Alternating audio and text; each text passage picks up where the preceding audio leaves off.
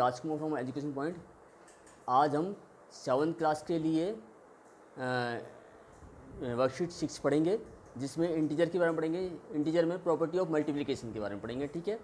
और इसका मतलब क्या है, जो हिंदी में बोले तो पूर्णांकों में गुणनफल की गुणधर्म पढ़ेंगे।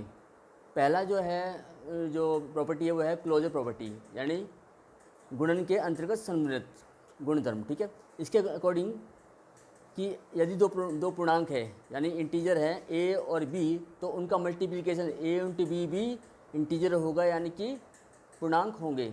जैसे कि 7 इंटू -4 विल बी -28, जो कि इंटीजर होगा यानी पूर्णांक होगा। दूसरा गुणधर्म यानी कि प्रॉपर्टी है वो है कम्यूटेटिविटी, यानी कि क्रम विनिमयता। क्रम विनिमयता में क्या अंतर्गत a इंटू बी बराबर होगा b इंटू ए, ठीक है। जैसे कि 3 इंटू -4 बराबर होगा -4 इंटू 3, दोनों ही -12 के बराबर होगा। तीसरी प्रॉपर्टी है मल्टीप्लिकेशन बाय जीरो, यानी कि शून्य से गुणा। इसके अंतर्गत a गुणा b बराबर 0 होगा, ओके। यानी कि कोई भी पूर्णांक को अगर 0 से मल्टीप्लाई करते तो उनका गुणनफल जो है 0 ही होगा। चौथी प्रॉपर्टी है मल्टीप्लिकेटिव आइडेंटिटी, यानी कि गुणात्मक तत्समक।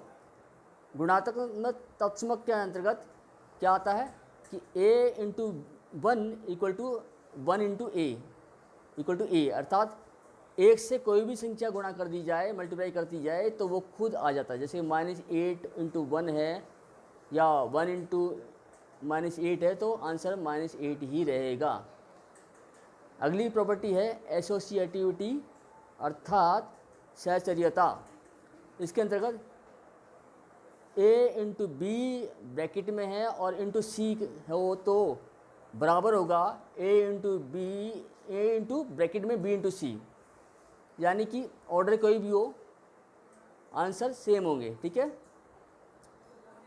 इसके बाद अगली प्रॉपर्टी है डिस्ट्रीब्यूटिविटी, यानी कि वितरण गुण। इसके अंतर्गत a इंटू बी ब्रैकेट में है और इसके अंतर्गत a इंटू ब्रैकेट में b प्लस सी बराबर होगा a इंटू बी इंटू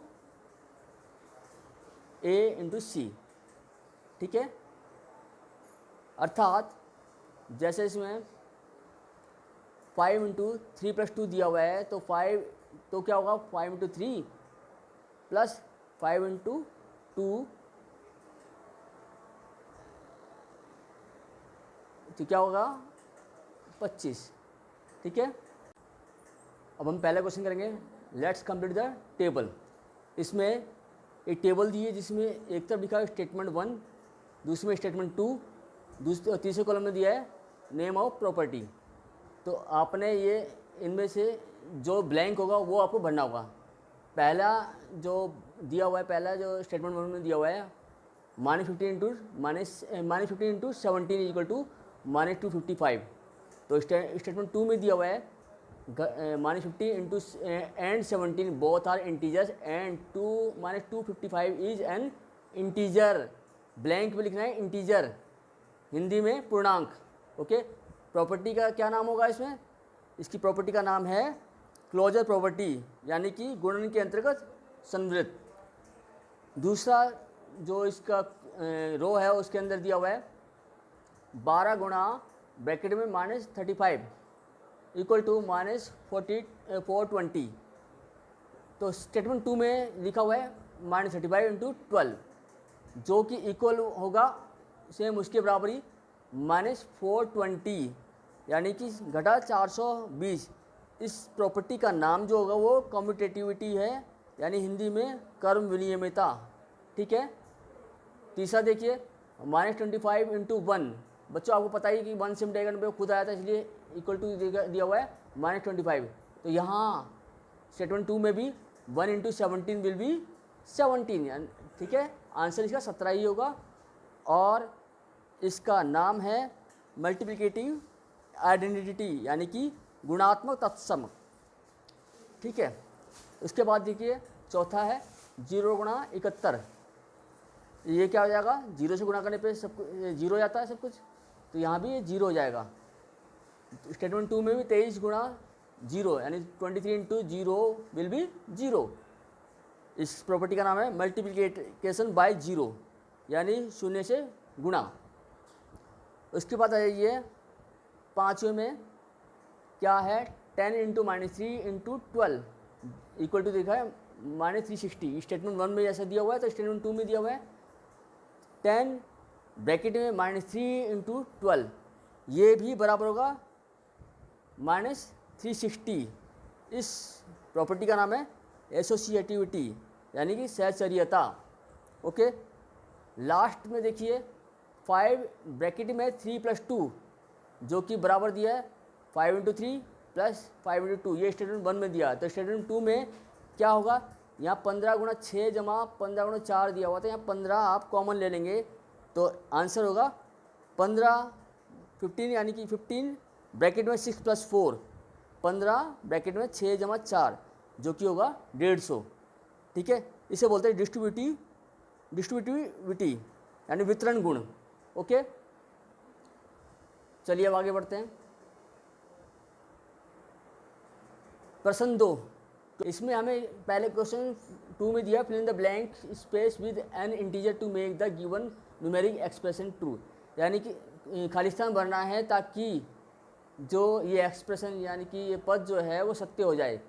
तो पहला दिया है -4 गुणा डैश बराबर है 48 यानी -4 इंटू डैश इक्वल टू 48 दिया हुआ, तो यहाँ -12 आना चाहिए क्योंकि माइनस माइनस प्लस हो जाएगा, 12 4 जा 48 हो जाता है। ओके, सेकंड देखिए सेकंड में क्या लिखा है 26 इंटू -48 प्लस -48 इंटू -36। तो यहाँ -48 कॉमन ले लेंगे, तो जिससे -48 कॉमन लेंगे तो क्या बचेगा 26 प्लस में ब्रैकेट में -36 यानी कि आप 26 और 36 का अंतर देखेंगे तो क्या आएगा -10, यानी कि आपको क्या करना है -48 इंटू -10 करना होगा, तो जो कि मल्टीप्लाई करने पे माइनस प्लस हो जाता है, यानी कि आंसर आएगा 480। ओके, उसके बाद देखिए 7 फिर ब्रैकेट में लिखा है 7 इंटू ब्रैकेट में लिखा है 50 - 2, तो आप ब्रैकेट ओपन करते हो तो 7 इंटू 50 जो कि होगा 350 350 में, और माइनस में 7 इंटू 2 यानी कि 14, तो 350 में से 14 माइनस कर देंगे तो आंसर आएगा 336।